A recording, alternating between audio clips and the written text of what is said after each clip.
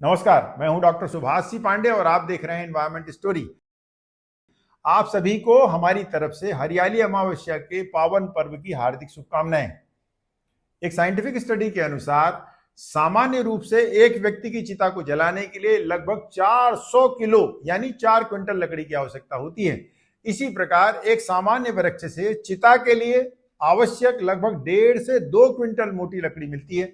यानी व्यवहारिक रूप से हर बार एक मृत व्यक्ति की चिता को जलाने के लिए 3 से 4 बड़े पेड़ों का बलिदान होता है। लेकिन ये तो थी विज्ञान की बात और वृक्षारोपण करके अपनी सामाजिक और पर्यावरणीय जिम्मेदारियां निभाने का अनुरोध। आइए अब बात करते हैं धार्मिक परिप्रेक्ष्य में वृक्षारोपण के महत्व की।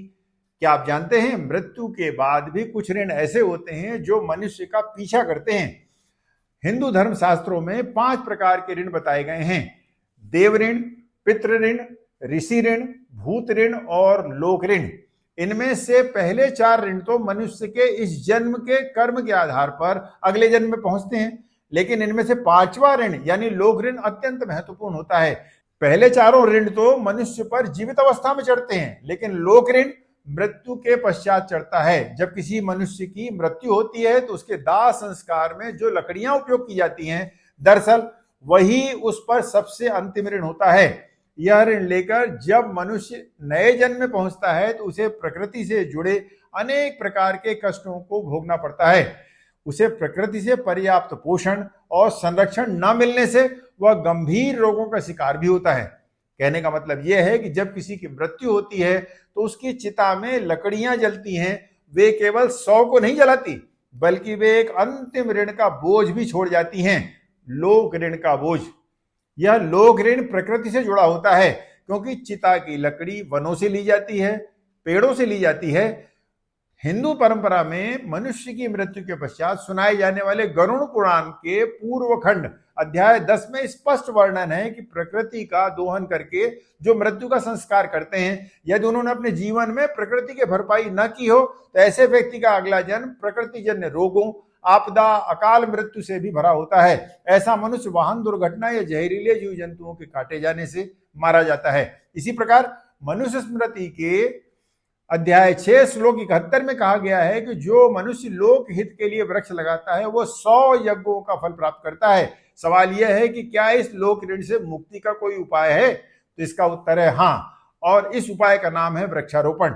शास्त्रों में कहा गया है कि जिस प्रकार ऋषि ऋण तपस्या से, पितृ ऋण श्राद्ध से और देव ऋण यज्ञ से चुकता है, उसी प्रकार लोक ऋण वृक्षारोपण से चुकता है।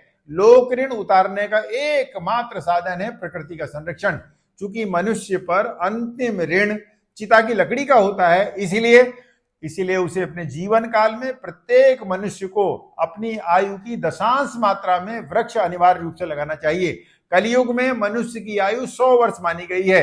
उसका दशांश यानी 10 स्थानीय छायादार फलदार पेड़ प्रत्येक मनुष्य को अपने जीवन काल में लगाना ही चाहिए। लेकिन केवल वृक्ष लगाना ही काफी नहीं है, बल्कि बड़े होने तक उन्हें पालना और उनका संरक्षण करना कहीं ज्यादा इंपॉर्टेंट है। यहाँ यह भी ध्यान देना आवश्यक है कि हमेशा स्थानीय प्रजाति के छायादार, फलदार और जल संवर्धन में सहायक पौधों को लगाना ही फायदेमंद है।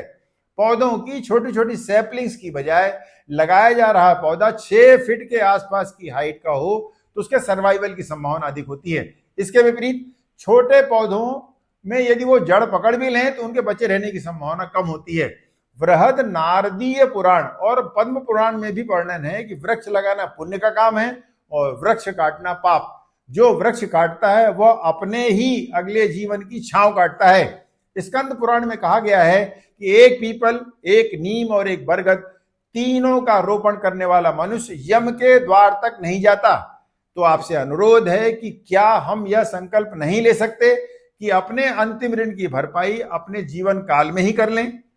क्या हम इतना भी नहीं कर सकते कि जो पेड़ हमारी चिता को जलाए वैसा ही एक पेड़ हम इस धरती को सौंप दें? प्रकृति हमारी मां है और मां से लिया गया ऋण हमें लौटाना ही चाहिए। एक मनुष्य का अंतिम कर्तव्य है लोक ऋण से मुक्ति। तो आज से, अभी से अपने जीवन में कम से कम 10 वृक्ष लगाने और उन्हें बड़े होने तक पालने का संकल्प जरूर लें। और यही होगा आपकी चिता की लकड़ी का सच्चा मूल्य चुकाना।